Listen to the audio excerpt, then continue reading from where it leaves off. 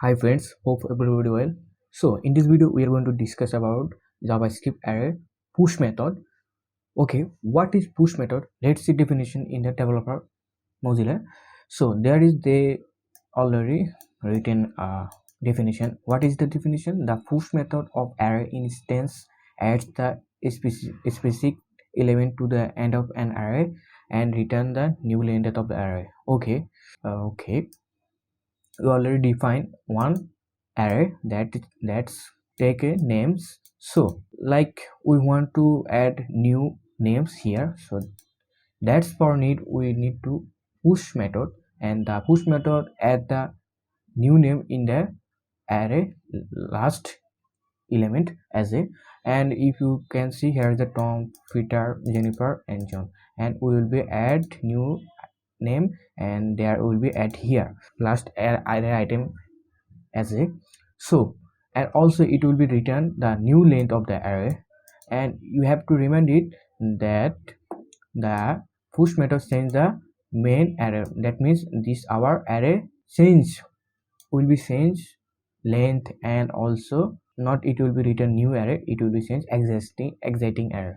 So that's for the push method. Okay, that is the theory, and let's see how to do that in JavaScript. And it's also push method is in JavaScript push method. So for this we just need to call our array names and just add push method, and there is take a arguments as a. You can whatever you can put here as a names, anything like here our we take as a name, so that's why we will be push as a string in the name. So you can put as a integer anything this push method into. So that's why I just taking a new name, that's for I just called Tom Hardy, and that is our new name. If you see console log, there is already changed our array because of we already push a new names. Let's add here Tom Hardy, and this changed our length 5 because added the push method, and also it's written the new length. Okay, if we see the what was the before push method, just copy the console log and paste before the push method, and it will be show the before our main array, and it's that their length is 4 and their name is showing, and also second is the new sorry, not a new array, existing array just added new names. So if you want to show the new lengths, just to add new array push,